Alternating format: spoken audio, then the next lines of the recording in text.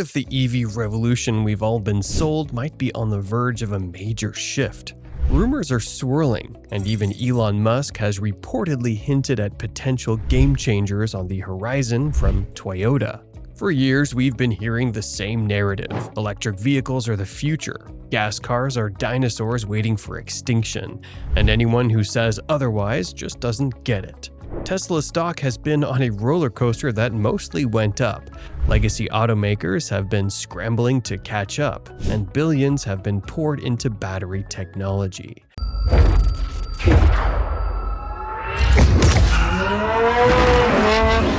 But what if that wasn't the whole story? What if the company that brought us the Prius, that hybrid car everyone used to make fun of until gas prices shot through the roof, has been quietly working on something that could turn the entire industry upside down? Before we dive into the juicy stuff, let's understand why Toyota's moves matter so much. Because contrary to what EV fanboys might have you believe, Toyota isn't exactly new to the innovation game. Their story starts nearly a century ago with Sakishi Toyoda and his automatic loom. Yeah, before cars, Toyota was all about textiles. This invention introduced jidoka, which essentially means automation with a human touch. While everyone else was just trying to replace workers with machines, Toyota figured out how to make machines that actually enhanced what humans could do. Then Kiichiro Toyota came along and developed the just-in-time production method. No, this wasn't about showing up fashionably late to parties, it was about producing only what's needed, when it's needed.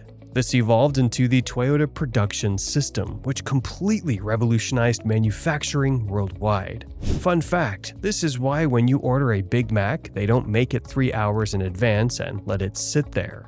Fast food chains actually learned from Toyota. I'm not saying your quarter pounder is automotive grade, but the philosophy behind it might be. Back to the story comes Kaizen, continuous improvement.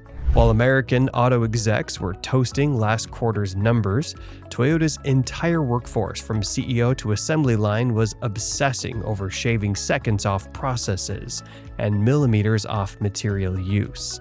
So when Toyota makes a move, the industry pays attention. It's the company that has consistently redefined what efficiency means. That brings us to the internal combustion engine, or ICE. People talk about it like it's some ancient relic, but that's just not giving credit where it's due. The ICE has been evolving continuously since Nikolaus Otto first developed the four-stroke cycle in the 1870s. Traditional engines 20 years ago were lucky to hit 25% thermal efficiency. Want to know what Toyota achieved in their last generation? Over 40%.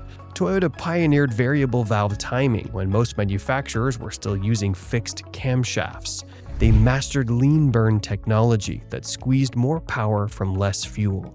Their engineers developed pistons with microscopic surface treatments that reduce friction so effectively you wouldn't believe the difference it makes over hundreds of thousands of miles. There's a reason you see so many 20-year-old Toyotas still on the road. These engines aren't just designed to perform well on day one, they're engineered to maintain that performance over hundreds of thousands of miles. The truth is, modern ICEs have come so far that the gap between them and electric motors isn't nearly as wide as EV evangelists want you to believe. When you factor in real-world conditions, cold weather, heavy loads, highway speeds, that gap narrows even further. Then along came Tesla. Elon Musk wanted to ditch the engine completely. So Tesla's Roadster hit the scene in 2008, and suddenly electric cars weren't just glorified golf carts anymore. Here was a sports car that could smoke most gas-powered competitors off the line. The Model S followed in 2012, and now we had a luxury sedan that could seat 5 adults, carry their luggage, and still outperform German performance sedans costing twice as much.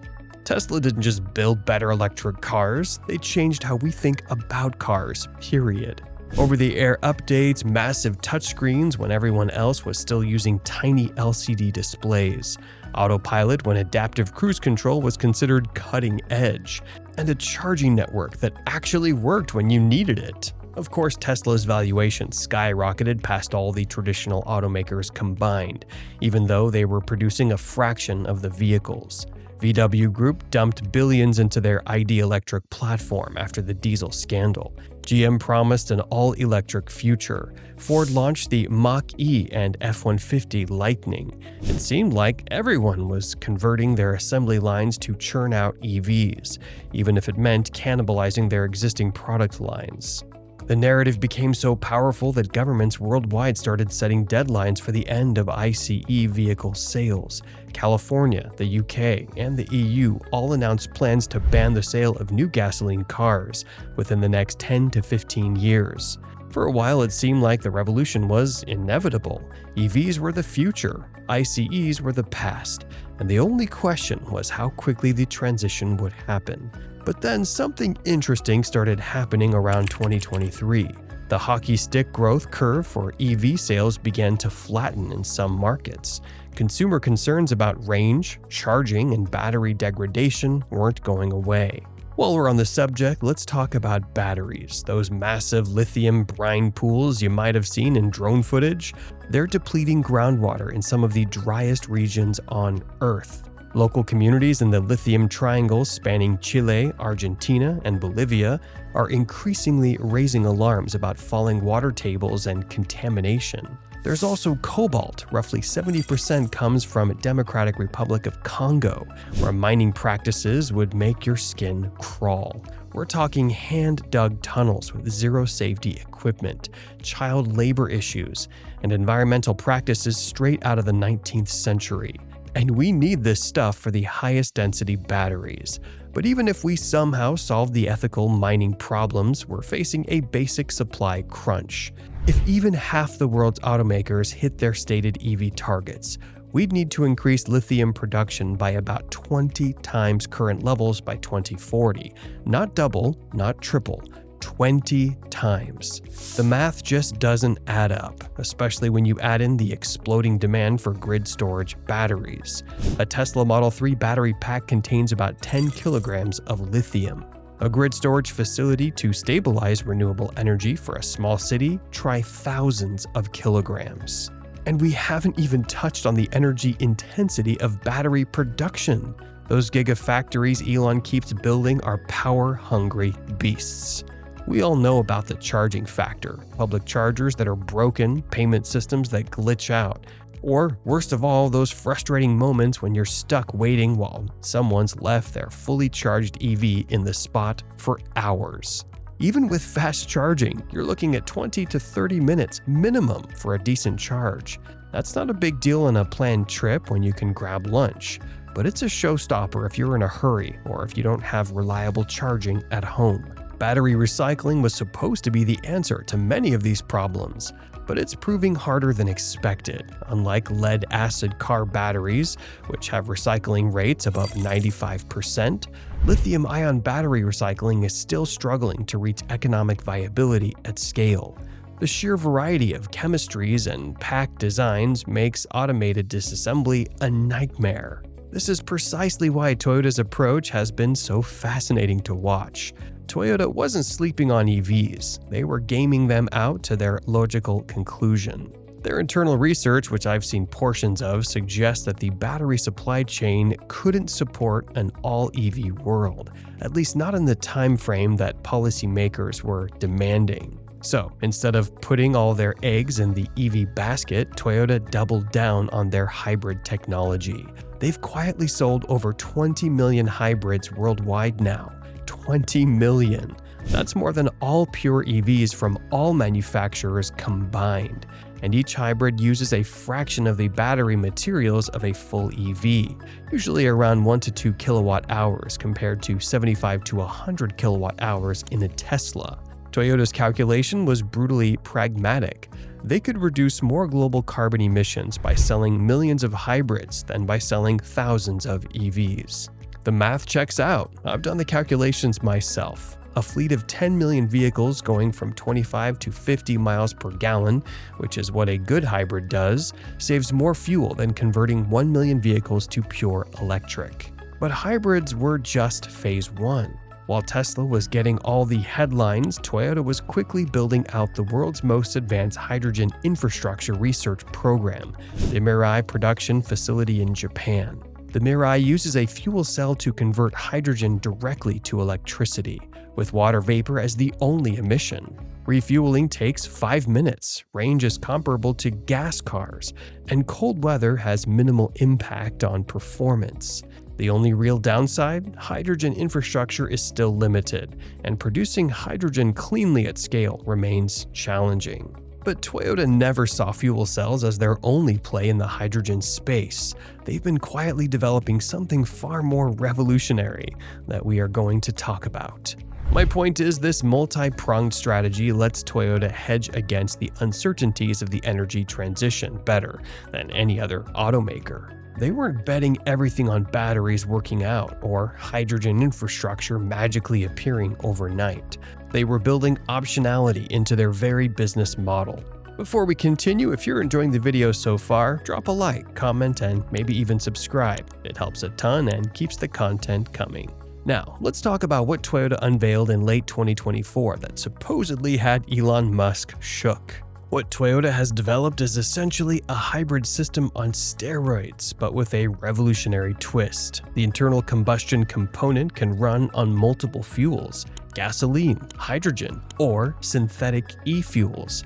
And it does this without major modifications between fuel types. The engine uses what Toyota calls pre-chamber ignition technology, something that's been theorized for decades but never successfully commercialized. It's similar to what Formula One engines use, creating a small controlled explosion in a pre-chamber that then ignites the main fuel charge. This allows for complete combustion with dramatically lower emissions. When running on hydrogen, the system produces virtually zero carbon emissions, just water vapor. The NOx emissions that plagued earlier hydrogen combustion attempts have been solved through a combination of advanced thermal management and a breakthrough catalyst technology. But here's where it gets really interesting: the manufacturing. These engines can be built on existing production lines with minimal retooling. The resource requirements are a fraction of what's needed for equivalent range battery packs, and the whole system weighs significantly less than a long-range EV battery system. Performance-wise, these aren't your grandpa's engines either. Early dyno tests show 0 to 60 times comparable to dual-motor EVs, but with one massive advantage: consistent performance regardless of temperature or state of charge. No battery degradation to worry about, no range anxiety in cold weather. The hybrid component uses a much smaller battery, around 5 to 8 kilowatt hours, manufactured with a new solid-state chemistry that eliminates cobalt entirely and reduces lithium requirements by roughly 40%. These batteries can charge and discharge at rates that would fry conventional lithium-ion cells, allowing for incredible energy recovery during braking. Toyota claims the system delivers equivalent well-to-wheel emissions as a battery EV when using green hydrogen or synthetic fuels, with none of the raw material constraints or charging limitations. Refueling takes minutes, not hours, and the total range exceeds 600 miles in larger vehicles. What really sent shockwaves through the industry, though, was the cost projection. Toyota estimates that they can manufacture these powertrains for roughly 60 to 70% the cost of equivalent range EV systems at scale. The lack of massive battery packs means vehicles can be lighter, requiring less structural reinforcement and smaller, less expensive brakes and suspension components. And unlike EVs, which face diminishing returns as battery sizes increase, the weight penalty becomes problematic. This system scales beautifully for everything from compact cars to heavy-duty trucks. Toyota's already testing prototypes in commercial trucks, where the long-haul economics make battery electric vehicles particularly challenging. The first production vehicles with this technology are slated to hit the market in 2026. Not some far-off future date, Toyota's already retooling production lines in Japan, with North American manufacturing scheduled to begin in 2027. So guys, where does this leave us? Are EVs dead? Is hydrogen the new king? Is synthetic fuel going to save the ICE? The reality, as it usually is the case, is more nuanced than the headlines suggest. We're heading toward a multi-solution future, not a one-size-fits-all technological monoculture. I've run the numbers every which way, and here's my take. Battery EVs will continue to dominate in specific use cases: urban environments, predictable daily commutes, performance-focused vehicles where instant torque is king. Their limitations with charging times and raw material constraints mean they'll likely capture maybe 30 to 40% of the total vehicle market in developed countries by 2035, not the 80 to 100% that was being projected a few years ago. Hydrogen combustion and fuel cell vehicles will likely take big market share in larger vehicles, long-haul applications, and regions where rapid refueling is essential. The infrastructure challenge remains, but it's solvable. We built a global gasoline distribution network. We can build a hydrogen one too. Advanced hybrids with plug-in capability will continue as a bridge technology, especially in markets with less developed electrical infrastructure. The latest generation Toyota system getting 75+ miles per gallon while using minimal battery materials makes too much economic sense to ignore. And synthetic fuels will create a long tail for traditional ICE vehicles, potentially carbon neutral but requiring no vehicle modifications. Perfect for developing markets or preserving existing vehicle fleets. The most fascinating implication? The death of technological dogmatism. The EVs or nothing crowd and the ICE forever dinosaurs are both wrong. The future is pragmatic, diverse, and adaptable. For consumers, this is fantastic news. More competition, more innovation, and solutions tailored to actual use cases, rather than ideological purity.